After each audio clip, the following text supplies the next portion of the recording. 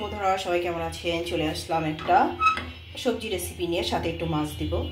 অনেকদিন পর কিন্তু একটা রেসিপি নিয়ে চলে আসলাম। আপনারা অবশ্যই আমার সাথে থাকবেন এবং আমাকে সাপোর্ট করবেন। আচ্ছা, এখন আমি চুলাটা জ্বালিয়ে দিচ্ছি। কথা না বাড়িয়ে চুলাটা জ্বালিয়ে দিলাম। এই যে আপনারা সাথে আছেন বলেই আমি এত উদ্দীপনা পাই, আনন্দ পাই রেসিপি করার। এই যে তেল দিয়ে দিচ্ছি। অনেকদিন যাবত কিন্তু আমি কোনো ভিডিও দিচ্ছি না, যেহেতু মনের কষ্টেই দিচ্ছি না। পেঁয়াজ দিয়ে দিলাম, একটু পেঁয়াজ কুচি। এখন আমি একটু নেড়ে নিব। তার আগে দিয়ে দিচ্ছি আমি একটু ঝালের গুঁড়া, একটু লবণের গুঁড়া, যাতে চারিদিকে ছিটে না যায়। এই যে বন্ধুরা দেখেন, আমি একটু নেড়ে নিচ্ছি। চুলাটা আমি জ্বালিয়ে দিলাম। অবশ্যই আমার সাথে থাকবেন এবং আমাকে সাপোর্ট করবেন। আমি দিয়ে দিচ্ছি কাটা ছোট ছোট করে, একদম সুন্দর করে কেটে রসুনটাকে আমি কাটা দিয়ে দিয়েছি। কেটে টুকরো টুকরো করে আপনারা যারা পেস্ট খেতে পছন্দ করেন, পেঁয়াজ পেস্ট, রসুন পেস্ট, তারা অবশ্যই দিতে পারেন। আমি কাটাটা খেতে পছন্দ করি, কারণ বেশি কিছু নিতে পারি না। এই যে এখন নিয়ে নিচ্ছি খুব সুন্দর করে, যাতে পেঁয়াজটা একটু হালকা ভাজা ভাজা হয়। একটু লবণ দিয়ে দিবেন যাতে তেল ছিটে চারিদিকে না ছিটে পড়ে। এত সুন্দর করে রান্নাঘর গুছাতে অনেক কষ্ট হয়। সবচেয়ে পরিষ্কার করা যে কি কষ্ট হয়, শীতের দিন আসছে, অনেক কষ্ট লাগে এগুলো পরিষ্কার করতে। আমি দিয়ে দিচ্ছি অল্প পানি, নিচে অল্প পানি দিয়ে দিলাম।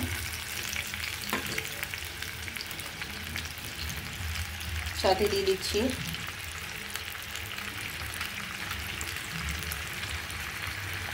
হলুদের গুঁড়া আধা চামচ দিব। যেহেতু একটা সবজি রেসিপি, বেশি দিব না, মাছও যাবে অবশ্য। ধনিয়ার গুঁড়া আধা চামচ, ঝালের গুঁড়া আধা চামচের চেয়ে একটু বেশি, এই যে দিয়ে দিলাম। আর স্বাদ মতো লবণ দিয়ে দিচ্ছি। আগে একটু লবণ দিয়েছি, তাই সবাই বুঝে লবণটা দিবেন। এই যে আমি রান্না করা শুরু করে দিয়েছি, পুরো আগেই শুরু করেছি, এখন হলো কষানো শুরু করে দিয়েছি। দেখেন এই যে সুন্দর করে কষিয়ে নিচ্ছি। এরকম করে কষিয়ে নেবেন আপনারা। তেলটা যতক্ষণ উপরে না আসে ততক্ষণ পর্যন্ত নাড়তে থাকে। আমি দিয়ে দিচ্ছি অল্প একটু পানি, এই যে যাতে তেলটা উপরে উঠে আসে, মশলার গন্ধটা না থাকে। খুব সুন্দর করে নাড়বেন। যারা নতুনরা আছেন তারা অবশ্যই দেখবেন, এরকমভাবে রান্না করেন, দেখেন এত মজা লাগে। মাছ দিয়ে এখনও বলছি না কী মাছ দিচ্ছি, পরে বলছি, ইন্টারেস্ট নষ্ট হয়ে যাবে। সবাই দেখতে থাকুন আমার রেসিপি এবং আমার সাথেই থাকুন। বন্ধুরা এই যে আমার তেলটা উপরে উঠে আসছে। এখন আমি দিয়ে দিচ্ছি মূলা। এটা হচ্ছে দেশি মূলা, একদম শীতের, একেবারে বাজার থেকে না, একদম গাছ থেকে উঠানো মূলা। এই যে দিয়ে দিলাম। মূলাটা নেড়ে চেড়ে আমি আবারও ফিরে আসছি। বাজারেই পাওয়া যায় এবং সব কিছু গাছই খাই, কিন্তু এটা হচ্ছে একেবারে ক্ষেত থেকে উঠানো মূলা। এটা স্বাদ গন্ধ অন্যরকম বাজারের চেয়ে, এটা তো 100% সবাই জানে। এই যে দিয়ে দিলাম। এখন আমি আবার দিয়ে দিচ্ছি একটু পানি, সুন্দর করে একটু পানি দিয়ে দিলাম যাতে লেগে না যায়। আপনারা ঠিক এইভাবে রান্না করবেন।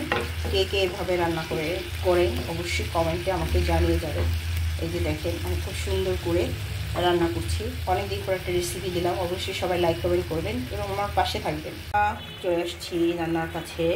এই যে দেখেন কি সুন্দর করে একেবারে মূলাটা কষিয়ে নিয়েছি। এই যে দেখেন, এখন আমি দিয়ে দেব আপনার মাছটা। পরে একের বেশি পরে দেবেন না, 10 থেকে 15 মিনিটের মধ্যে মাছ দিয়ে দিবেন। মাছের যে স্বাদ এবং যে হচ্ছে এটা ফ্লেভার, এটা সবজিতে ঢুকে গিয়ে অনেক মজাদার একটা রেসিপি তৈরি হয়ে যাবে মাছের। এই যে অনেক মজা লাগবে। এই যে দেখেন এটা হচ্ছে রুই মাছ। আমি এখন রুই মাছ দিয়ে দিচ্ছি। যে রুই মাছ দিয়ে কখনো কেউ মূলা তরকারি সবজিটা খেয়েছেন অবশ্যই করে দেখবেন আমার মতো করে, এরকম করে অবশ্যই করলে বুঝতে পারবেন যে আমি কি রেসিপিটা মিথ্যে বলেছি না সত্যি বলেছি। আসলে অনেক টেস্ট লাগে। এখন আমি দিয়ে দেবো একটু পানি, আবার একটু পানি দিয়ে দেবো যাতে ঝোল, অল্প একটু ঝোল থাকে। এই যে দেখেন একদম সিম্পল কিন্তু রান্না। আমি একটু ঝোল বানালাম। প্রায় 1 কাপের মতো পানি দিয়ে দিলাম। এই যে এখন আমি একটু ঢেকে দিব। এই যে আমি পানি দিয়ে দিয়েছি। আমি আবার পরে আধা কাপ পানি দিয়েছি, ভিডিও করতে মনে নেই, সরি। এই যে 1.5 কাপ পানি দিয়ে দিয়েছি।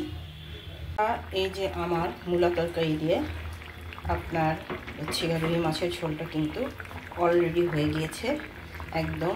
আমি এখন কি করব, এটার মধ্যে একটু ধনিয়া পাতা দিয়ে দিলে আমার সব কাজ শেষ, অলমোস্ট হয়ে যাবে। হয়ে গিয়েছে আমার রুই মাছ দিয়ে মূলার ঝোল। এখন আমি দিয়ে দিচ্ছি, এই যে দেখেন একেবারে সবুজ সবুজ ধনিয়া পাতা। এখন শীতকাল এসেছে, এখন একটু ধনিয়া পাতা খাবো। ভাজা জিরা গুঁড়া এখন আর খাবো না, কারণ ভাজা জিরা গুঁড়া খাই তখন যখন গ্রীষ্মকাল থাকে, মানে গরমকালে খেতে ভাজা জিরা গুঁড়া ভালো লাগে।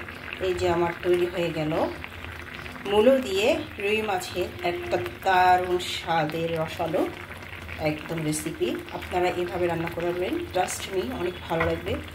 সবাই আমার পাশে থাকবেন, আমার চ্যানেলটাকে অবশ্যই সাবস্ক্রাইব করে যাবেন এবং আমাকে লাইক কমেন্ট করে যাবেন।